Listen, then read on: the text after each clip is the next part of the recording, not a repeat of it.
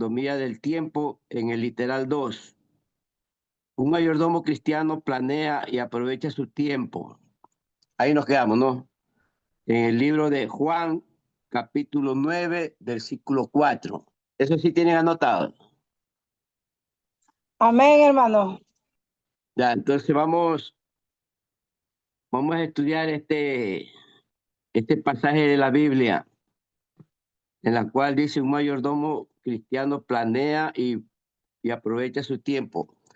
Los estudios de ética cristiana aquí en este libro nos da el pasaje bíblico Juan 9:4. Dice, este pasaje dice, me es necesario hacer las obras del que me envió. Entre tanto, que el día dure, la noche viene cuando nadie puede trabajar. Eso dice ese pasaje bíblico, ustedes lo anotan en su libro. Entonces, amados hermanos, este versículo resalta la urgencia y la naturaleza divina de la misión de nuestro Señor Jesucristo aquí en la tierra, enfatizando la importancia de realizar las obras encomendadas por Dios Padre antes de que llegue el fin de este tiempo.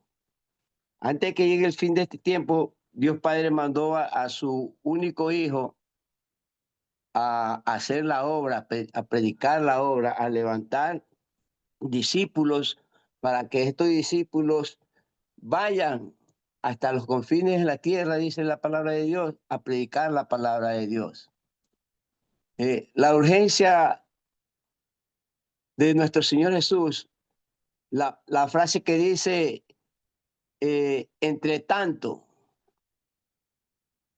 que el día dure, dice, no, entre tanto que el día dure, se refiere al tiempo que el Señor Jesús tiene para cumplir la voluntad de Dios aquí en la tierra. Entonces, cuando llega la noche, simboliza el fin de su tiempo en este mundo, en la llegada de la noche. Pero no sabemos en qué noche fue. Es un momento en que se podrá notar el trabajo que hizo nuestro Señor Jesús aquí en la tierra, predicando las buenas nuevas, el evangelio que le fue dado por Dios Padre. Y lo que subraya la necesidad de actuar ahora, ya, de inmediato. O sea, la palabra de Dios hay que predicarla de inmediato, porque como ustedes saben, mis hermanos, estamos en los últimos tiempos nosotros. Y es hora de que los que conocemos un poquitito de la palabra de Dios salgamos a predicar la palabra. Como ayer, estos 3 días que ustedes, los del Triunfo, tuvieron la campaña, ¿no es cierto? Ustedes salieron a predicar la palabra de Dios. Ya, entonces este versículo también se refiere a las acciones divinamente designadas que Dios Padre le encomendó a su Hijo, nuestro Señor Jesucristo. Le mandó cómo sanar ciegos, para así él poder manifestar la gloria de Dios y que eso se lleve a cabo para el plan de la salvación para nosotros. El propósito de Dios en la obra no solamente era sanar, sino que también buscaba que en las obras de Dios se manifiesten a través de la ceguera espiritual del hombre. Sí me hago entender, ¿no? Nosotros a veces, a pesar de que estamos en la iglesia, a veces se nos viene una ceguera espiritual. Esto quiere decir que a veces nos olvidamos que tenemos a un Dios salvador, a un Dios abogado, el que aboga por nosotros. Y el propósito del Señor Jesús, como le digo, no era solamente la sanación, sino que se manifestara el poder que Dios le había otorgado a su Hijo. Sí, y la llamada a esta acción en este versículo nos recuerda que todos tenemos una obra que hacer para la obra santa de Dios. Mientras estemos, amados hermanos, en este mundo, debemos aprovechar el tiempo que Dios nos está dando. No debemos nosotros de quedarnos nomás esperando a que otros nomás prediquen la palabra. Nosotros también tenemos que movernos, predicar la palabra de una u otra manera. Una forma de evangelizar también es dando tratados a las personas. Ahí también usted está predicando la palabra de Dios en este acto. Este, eh, este versículo también nos impulsa a enfocarnos en hacer lo que Dios nos ha encomendado, que busquemos la obra y no poner excusas, como cierta, hermano, vámonos a un aire libre que pone excusa, cualquier excusa. Ustedes digan una excusa ahí, como que tengo que hacer la cena, que este otro.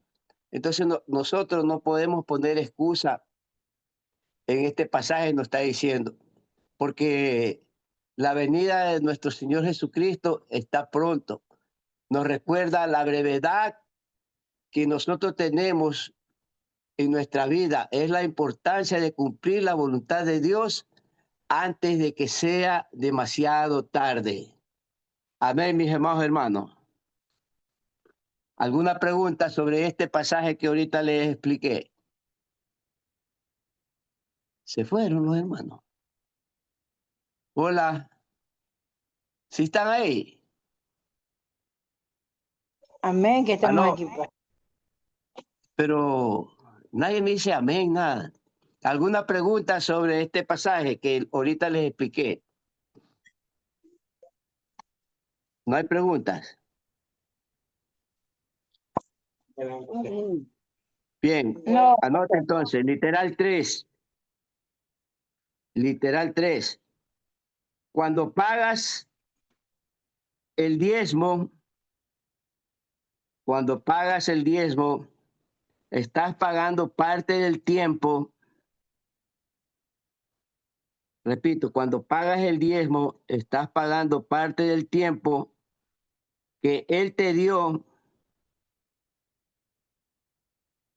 que Él te dio y dedicaste al trabajo. Y dedicaste al trabajo. Punto aparte, literal 4. El tiempo que pertenece a Dios,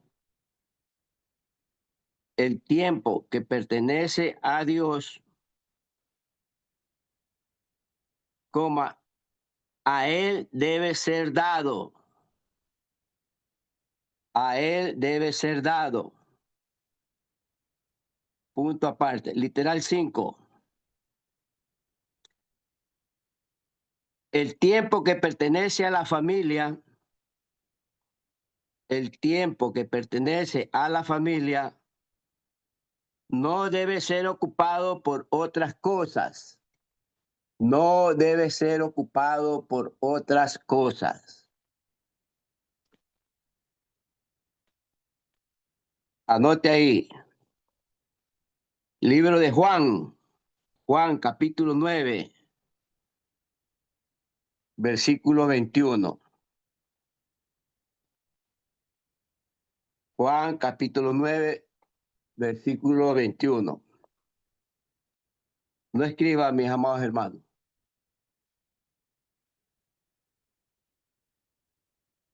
En este pasaje, Juan 19, es la declaración de los padres del hombre ciego que fue sanado por Jesús, que por temor de ser expulsado de la sinagoga, ellos se niegan a responder cómo el hombre recuperó la vista, indicando la edad. Entonces ellos del miedo le contestan a las autoridades, pregúntenle a él, pues, él hablará por sí mismo, dice ahí.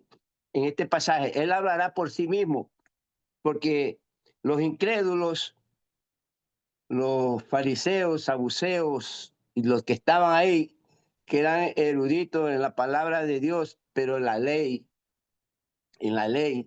ellos sabían todo, mas no ahora en el evangelio que practicaba, predicaba el Señor Jesús. Entonces él cuando sana a este ciego, que era ciego de nacimiento, va donde la familia de este ciego, y ellos por temor que los expulsen de la iglesia o la sinagoga, ellos dicen, no, nosotros no tenemos que preguntarle, pregúntenle a él, y él que hable por sí mismo. Este versículo, amados hermanos, revela el miedo de los padres ante la persecución de las autoridades judías. Eh, Ellos se retractan en confesar que el Señor Jesús es el Mesías, quienes ya había establecido que quien hiciera o siguiera, hablara bien del Señor Jesús, eran expulsados de la comunidad. Y ojo, que la familia de este ciego vio el milagro que hizo el Señor Jesús, pero ellos no testificaron porque tenían miedo ser expulsados de la sinagoga. Y le dicen a él, pregúntenle a él. Entonces, como él era ciego, casi no entraba a la sinagoga, sino que se quedaba afuera pidiendo limosna, no tenía nada que perder, ¿no es cierto? Hay muchos cristianos evangélicos que nos avergüenza el evangelio. Creo que se olvidan que el evangelio es poder de Dios. Entonces, este versículo también se refiere a que se encuentra que después de que el Señor Jesús sana al ciego y ciego de nacimiento, como ya les dije, los padres de este hombre son interrogados por los líderes religiosos para que ellos digan, no, no, él no hizo nada y yo qué sé. Y, y como quien dice, nosotros decimos vulgarmente, se la sacaron y le tiraron la pelotita al mismo ciego, ¿no? A veces el temor de los padres, de nuestros padres, prefieren evitar una respuesta directa. Por ejemplo, le preguntan, ¿tu papá es cristiano evangélico? Y sabiendo que sí es, dice, yo no sé, pregúntale a él. O sea, porque tiene vergüenza, muchas personas se avergüenzan del evangelio o tienen padres o madres que son cristianos y los hijos, muchos hijos de ciertos cristianos no son evangélicos. Y Luis, tu papá es hermanito, tu papá es hermanita. Y se llaman, yo no sé, pregúntale a ellos, pues a mí que me preguntan. Así saben decir. Entonces, aquí vemos la autoridad del Hijo de nuestro Señor Jesús, sí, al delegarle a su Hijo esta misión de a través de los milagros y prodigios, la gloria de Dios se manifestara y así la gente pueda aceptar el nuevo evangelio, la nueva palabra de Dios, como es el Nuevo Testamento. Entonces, la fe en el hombre, en el ser humano, mientras nuestros padres duermen, hace falta de que tengamos fe en el Señor Dios. A veces nos olvidamos que nosotros vivimos por fe. A veces el temor domina al hombre. O muchas veces, como dije antes, que decir soy evangélico a algunos le da vergüenza. No sé por qué. El pasaje también muestra aquí la ceguera espiritual de los fariseos, quienes a pesar de conocer la ley, se oponen a la manifestación del poder de Dios a través de nuestro Señor Jesucristo. Porque aquellos tiempos no había la ciencia médica de la vista y una persona que es ciego de nacimiento se ha dado su vista por un hombre, era de no creerlo.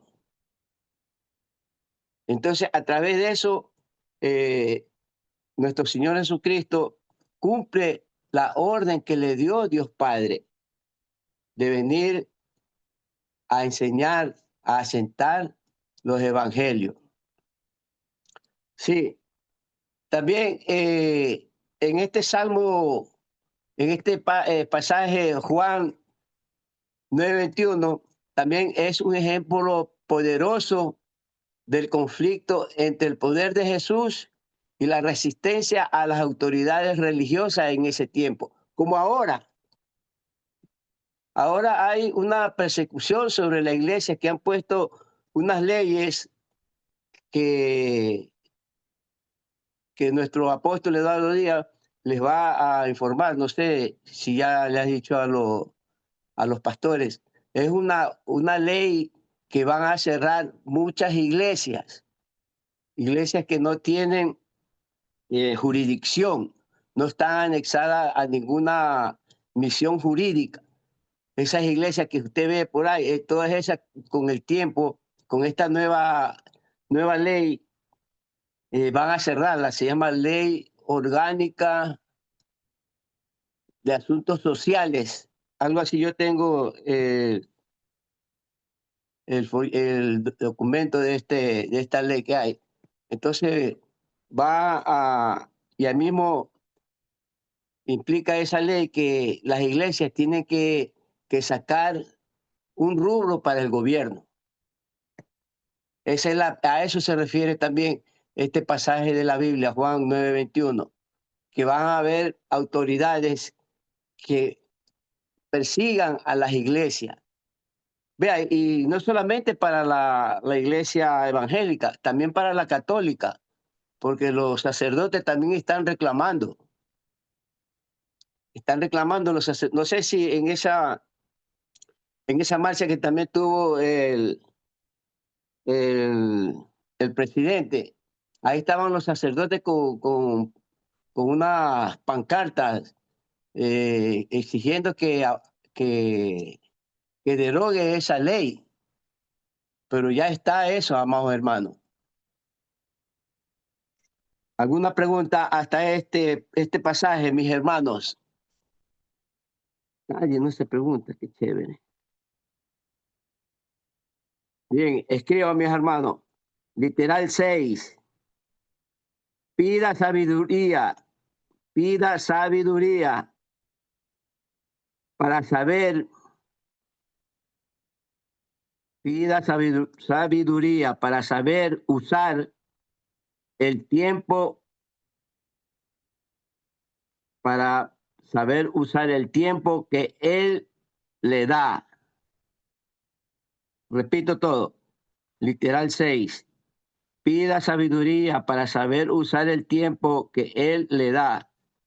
Salmo 90:12. Salmo 90:12.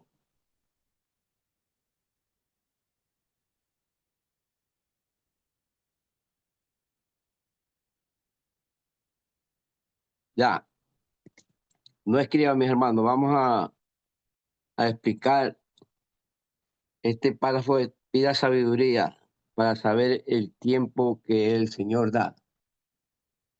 Entonces, dice este salmo, enseñamos de tal modo a contar nuestros días que traigamos al corazón la sabiduría. Este versículo, amados hermanos, o este salmo, es una oración pidiendo a Dios que nos ayude a valorar y a comprender la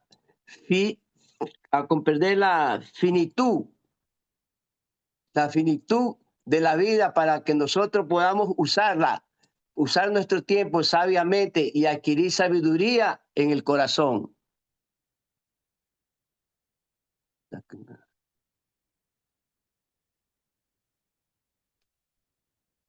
Está conectando un hermano ahí. Bien, entonces estaba diciendo que este salmo es una oración pidiendo a Dios que ayude a valorar y a comprender la finitud de la vida, para que nosotros podamos usar el tiempo sabiamente y adquirir sabiduría de corazón. Este versículo también enseña que debemos hacer una pausa para considerar nuestros días a la luz de los caminos de Dios.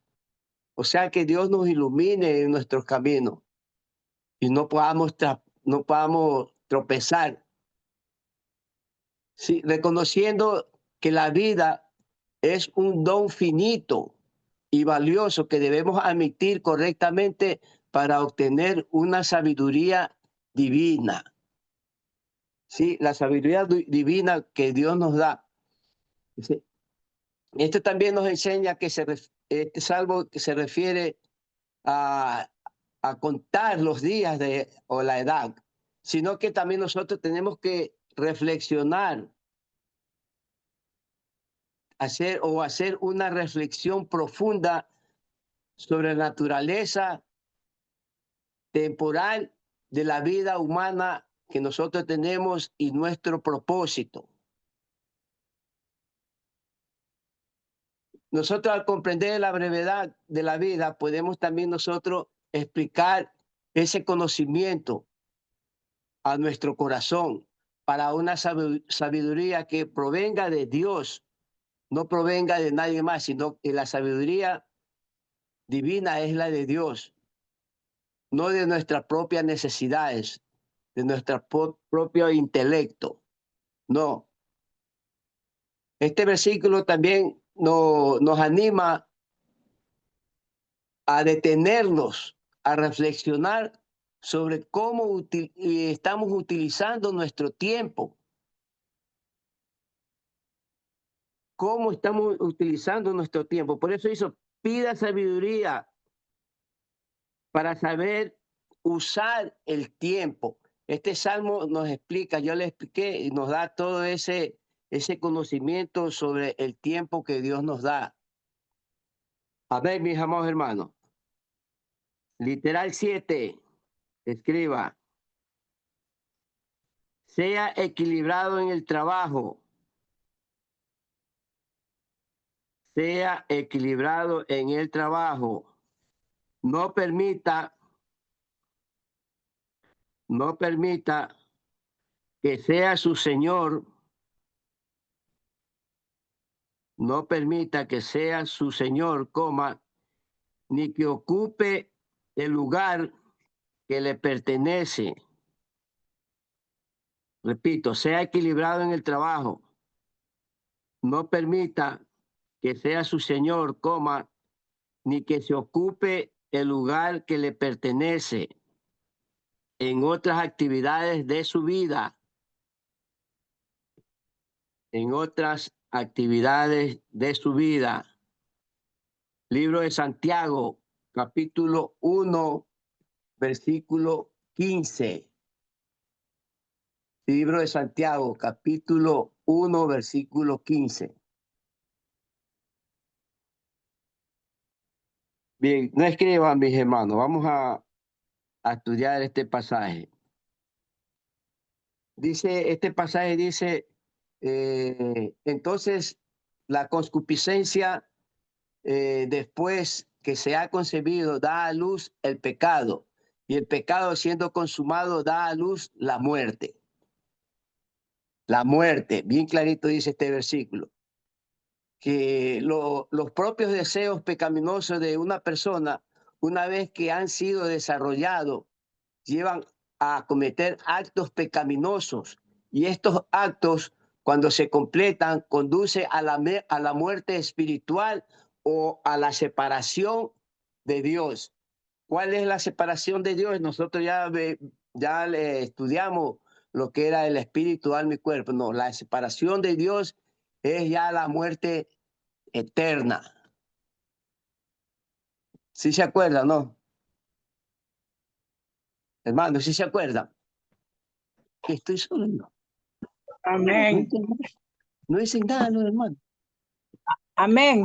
Sería la muerte segunda. La muerte definitiva ya es, dice, la separación de Dios ya es muerte definitiva. Amén. Eso es. Aquí este pasaje bíblico también explica el origen y el resultado de la tentación. Surge de la propia pasión o concupiscencia que al concebir consumimos o damos vida al pecado. Y esta vida al pecado, nosotros damos a sí mismo vida final, la muerte. Este versículo también sitúa de que Dios no tienta a nadie, sino que cada persona es responsable de su deseo que lleva a cometer acciones pecaminosas. Dios no puede ser tentado por el mal, ni él mismo tienta a nadie. Santiago, este libro de Santiago, del 1.15, vamos viendo el 1.13. El apóstol Santiago establece que la fuente de la tentación no es Dios, porque Él es puro y no puede ser seducido por lo malo. Pero cada uno es tentado cuando es atraído o seducido por su propia pasión, por su propia concupiscencia. No quiere decir que se me metió el chuki, que me tentó nada. Es por su propia concupiscencia. El capítulo 14 dice, la tentación nace de los propios deseos pecaminosos de la persona, que lo atraen y lo seducen como el cazador o un trampero. Le pone trampa ahí el tentador o el cazador. Entonces la concupiscencia o deseo, después que ha concebido, da luz al pecado. Y el pecado da la muerte. Por eso, amados hermanos, nosotros tenemos que ser muy cuidadosos en lo que es la mayordomía del tiempo. Si nosotros no tenemos que desperdiciar nuestro tiempo. Porque dice la palabra de Dios, hay tiempo para llorar, tiempo para reír, tiempo para todo eso, ¿no es cierto? Y el pasaje de Santiago 1.15, cuando el deseo pecaminoso es alimentado y se le da permiso para crecer en la mente y el corazón, se convierte en una acción pecaminosa. ¿Sí? Y el pecado, siendo consumado, da luz a la muerte. Una vez que el pecado se lleva a cabo, se completa el proceso y el resultado de las concupiscencias espirituales negativas, es decir, la muerte espiritual o la separación de Dios. También el apóstol Santiago aquí enfatiza que cada individuo es responsable de sus propias tentaciones y de cómo responder a ellas. Aquí no tiene que echarle la culpa a nadie, ¿no? Que por culpa de fulana o sutano, nada. Eso es su propia culpa. Amén, mis amados hermanos. ¿Alguna pregunta sobre este pasaje y lo que es la mayordomía del tiempo? Si no hay pregunta, sigo adelante. Si tienen una pregunta. No, mi pastor, siga nomás que aquí estamos escuchando. Sigo. Tienen que preguntarme algo, mis hermanos. Algo que usted ve que le ha llamado la atención, algo que no coordina con sus conocimientos. Tienes que preguntar.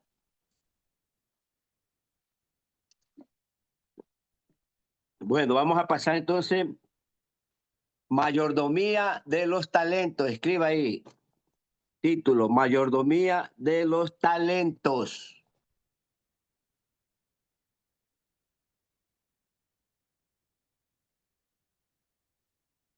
Ya, punto aparte. En la parábola de Mateo 25, en la parábola de Mateo, capítulo 25, versículo 14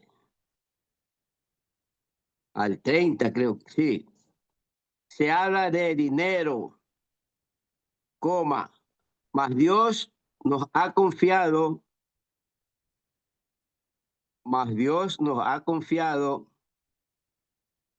otros talentos o dones. Sí, mas Dios nos ha confiado otros talentos o dones. Bien, vamos a ver lo que dice Mateo capítulo 14 del 30. Aquí introduce la parábola de los talentos. Como ustedes saben, mis hermanos, si leen Biblia, esto se refiere al, al patrón que le da unos talentos a tres mayordomos, vamos a llamar así. Entonces, esta es la palabra donde un hombre encomienda sus bienes a tres siervos para antes de partir él, porque él se iba de viaje. Dice que el primer siervo recibe 5 talentos, el segundo 2 y el tercero 1. Este pasaje se centra en la distribución inicial de los bienes que recibimos. Aquí, esa es una parábola, pero en nuestro diario vivir, los bienes, los talentos que nos da Dios. Y el primer paso de esta acción de cada siervo, sentando sus bases para la lección sobre las responsabilidades y el crecimiento y la fidelidad en el uso de los recursos y dones que Dios nos ha dado a cada uno de nosotros. Más aquí, esto también es para los pastores. Aquí habla de talento, ¿no? Pero a los pastores Dios le ha dado un ministerio. Ese ministerio, los pastores o pastoras tienen que hacerlo crecer, no mantenerlo, ni dejar que se vayan. ¿Sí me están escuchando los pastores? No me escuchan los pastores. Amén. Ya, los talentos, Amén. los talentos como dones de Dios.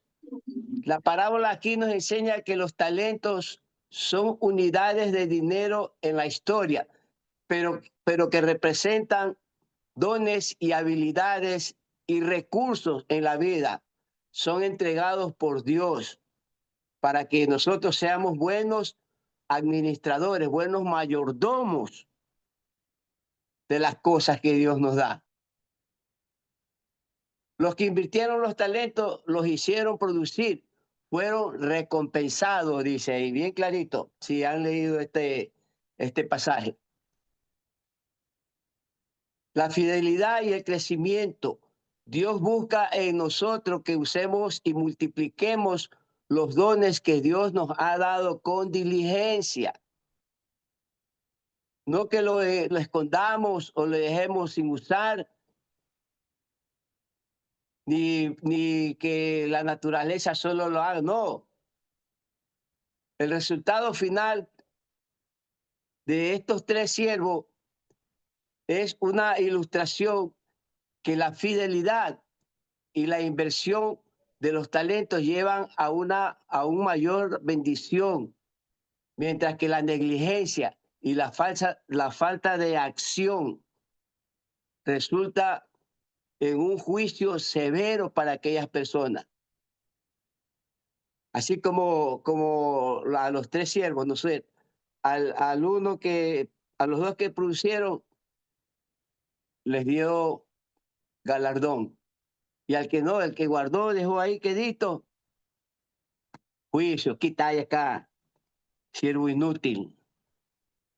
A eso se refiere esta mayordomía de los talentos. Escriba, mis amados hermanos. El hecho de no tener talentos iguales, el hecho de no tener talentos iguales Pastor, que en otras escribimos eso. Perdón, claro, escribimos. sí, escribe eso. El hecho de no tener talentos iguales en otras personas,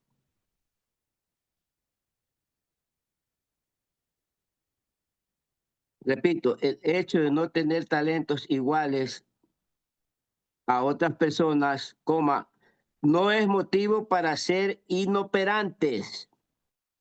No es motivo para ser inoperantes.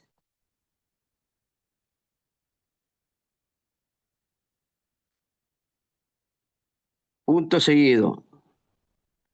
Todos tenemos talentos. Todos tenemos talento. No es que a mis hermanos. Dice que el hecho de no tener talentos iguales, como hablamos, que a uno le dio 5, al otro le dio 3, qué sé yo, y al otro le dio 1.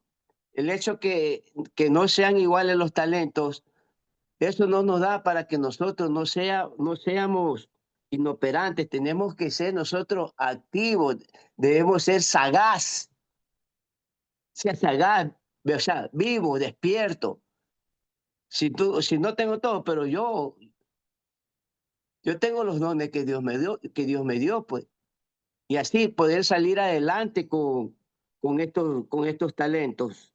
Porque talento tenemos. Quizás uno tenga más, otro menos, pero eso no nos hace menos que nadie. Amén, mis amados hermanos. Escriba, el cristiano, como título, el cristiano y la ética y el vocabulario. El cristiano, coma, la ética y el vocabulario. Punto aparte.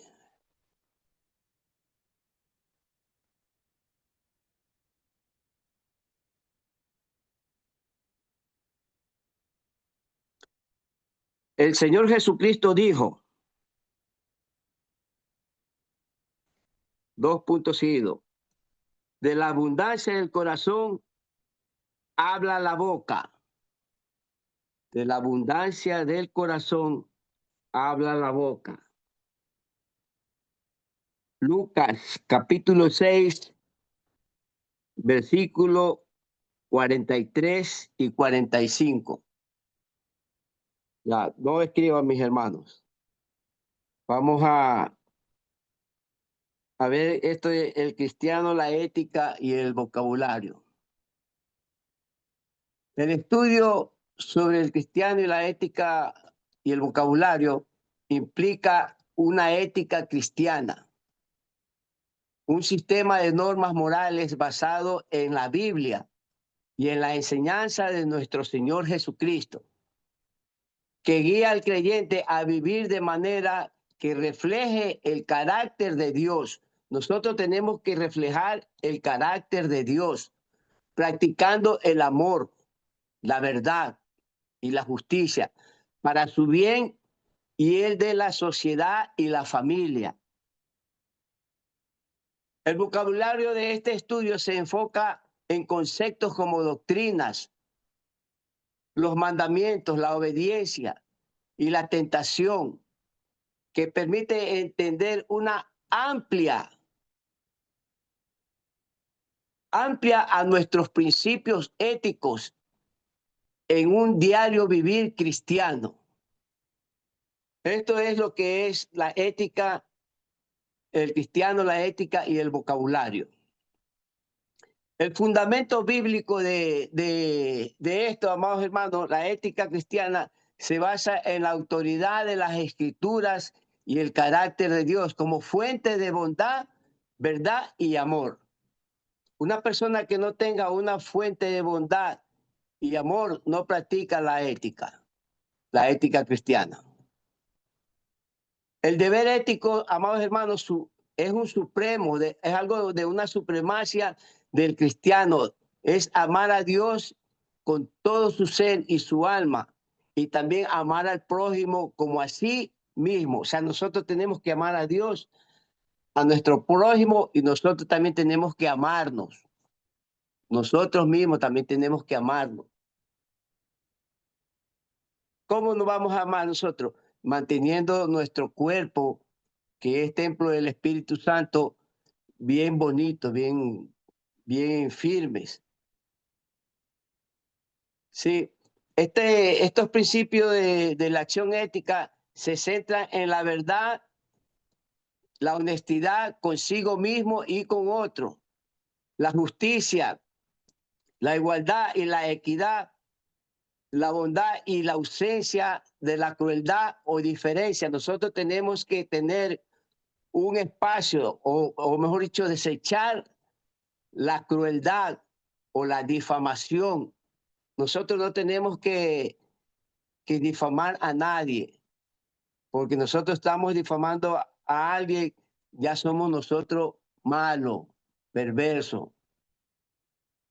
La ética cristiana busca interpretar y vivir según la voluntad de Dios, revelada en la Biblia y en los fundamentos para que la persona pueda florecer en las relaciones con el Señor Dios. Esto también se refiere a las enseñanzas fundamentales del cristianismo, que forman la base de la ética, de una ética cristiana. Son los principios morales inherentes a la fe cristiana que debemos de tener todos. Y esa fe cristiana viene la santidad, la misericordia, la veracidad. Todo eso nos hace tener un carácter como Dios. Tenemos que tener y practicar una conducta ética de nuestra vida cotidiana, llevando una vida de honor a Dios, y que este honor a Dios promueve con gratitud a Dios, promueve un bienestar para otros. Esto ve bien nuestro Señor Dios Jesucristo, que somos obedientes. Y la respuesta a una gratitud y sumisión del creyente y de la ley de Cristo hacia la palabra de Dios nos hace ver como unos siervos, unos creyentes genuinos, no falsos. Hay tentaciones, sí, pero las pruebas, amados hermanos, es una atracción hacia el pecado, que nosotros debemos de pelear la buena batalla de la fe, porque a veces las tentaciones hacen caer a un cristiano. Nosotros tenemos que resistir para mantener nuestra integridad, nuestra ética ante el Señor Dios y ante toda la sociedad. Amén, mis amados hermanos. ¿Alguna preguntita hasta aquí? O nada, todo está bonito. Hermanos, sí estamos, ya se fueron. Para seguir. Estamos, mi hermano. Seguro, ya. Muy bien. Amén, aquí estamos. Entonces, si tiene usted, yo le hice escribir, ¿no es cierto? El Señor Jesucristo dijo, de la abundancia del corazón habla la boca. Escriba ahí el pasaje bíblico, Lucas, capítulo 6, versículo 43. Lucas, capítulo 6, versículo 43 al Ese es otro 45. versículo. Ese es otro No, versículo, pastor. no es el mismo que le dije al principio, antes de explicar. Lucas, capítulo 6, versículo 43 al 45.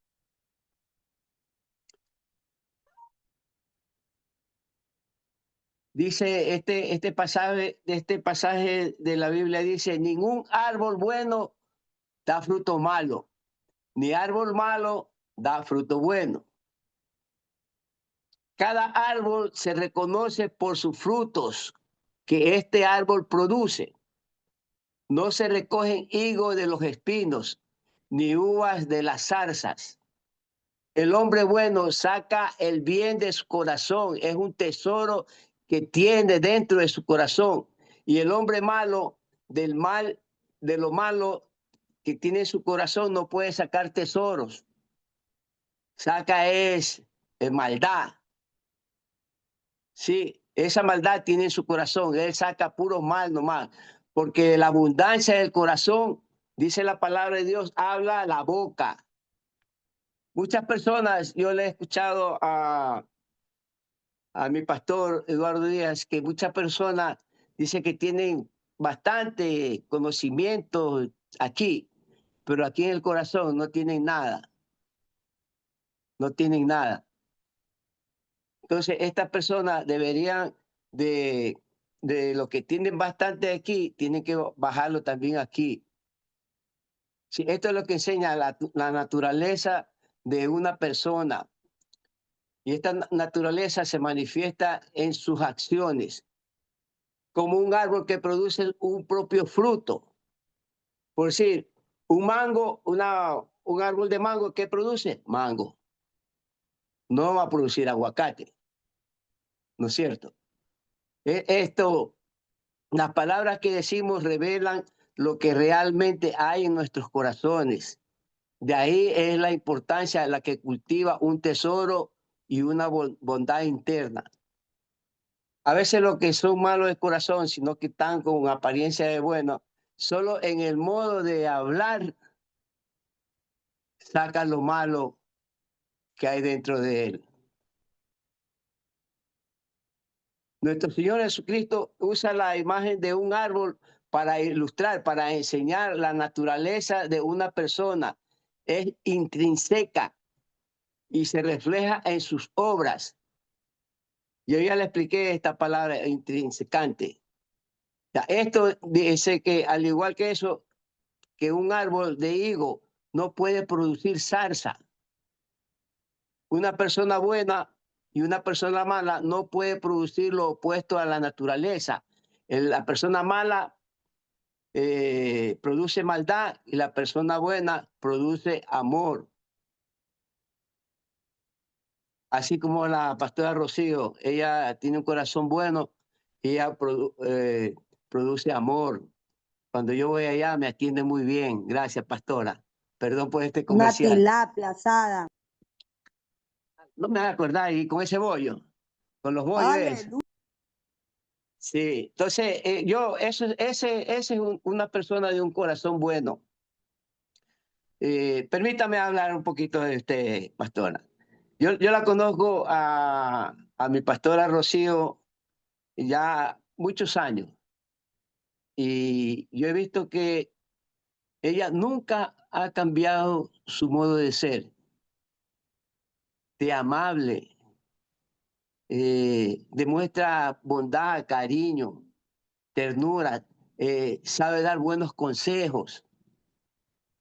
O sea, ella es una persona conforme al corazón del Señor Jesús. Dios la bendiga, pastora.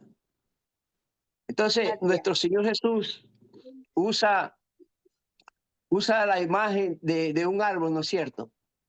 Para identificar que ese árbol que da higo, pues que dé higo. Sí, al igual que otro árbol,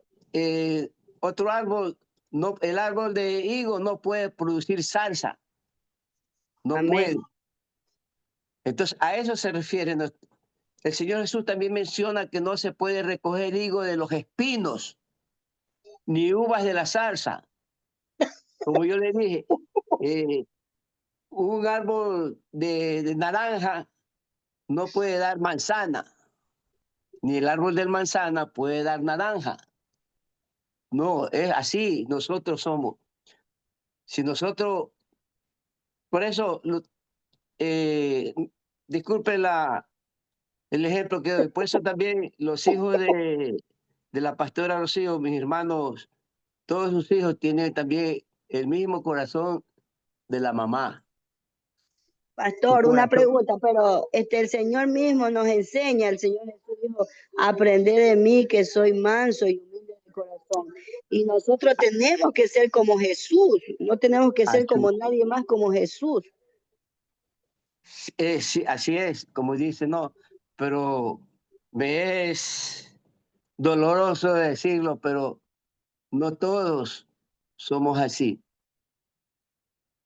Solamente a veces aparentamos una bondad, pero por dentro hay maldad nomás.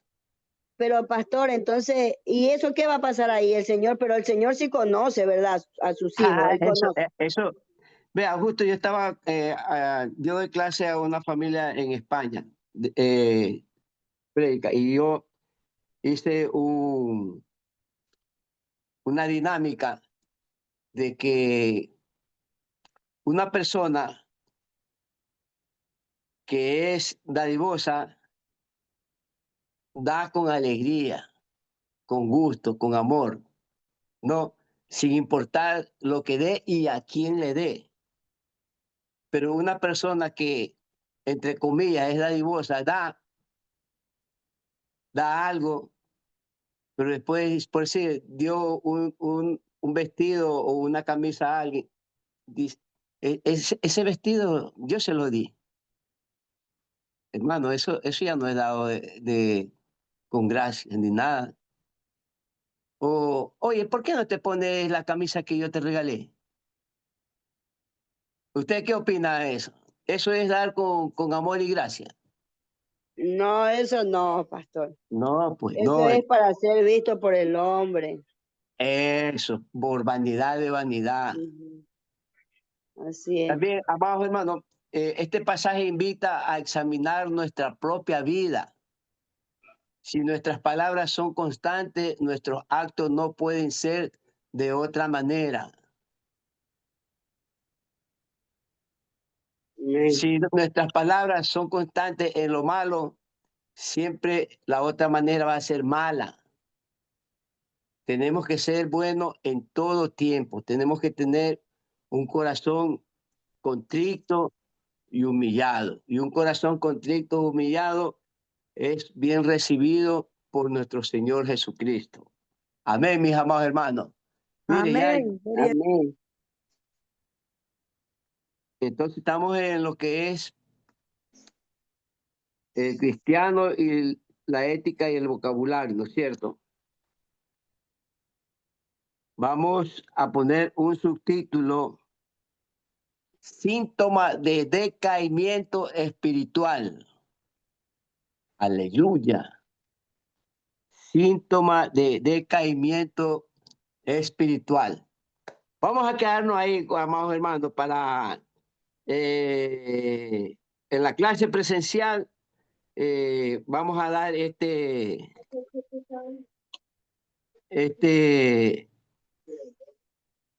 segmento de este libro. Entonces nos quedamos en síntoma de decaimiento espiritual. A veces nosotros los cristianos tenemos un decaimiento espiritual por A o B motivo. Sí. O no, es que ya falta un minuto para las 8 y tengo que pegarme al cuarto año. Entonces, Amén. mis amados hermanos, los esperamos el 20 de este mes, sábado 20, a las clases presenciales. No se olvide que tiene que traer los dos deberes, el mes de agosto y el mes de septiembre, que esos son sus aportes. Y cuando sea el día del examen, me presentan el cuaderno al día. Amén, mis Amén. amados hermanos. Doy Amén, gracias pastor. a mi Señor Dios Jesucristo por ser guía, dar ciencia, conocimiento y sabiduría a Dios. Gracias también por los hermanos que se han conectado.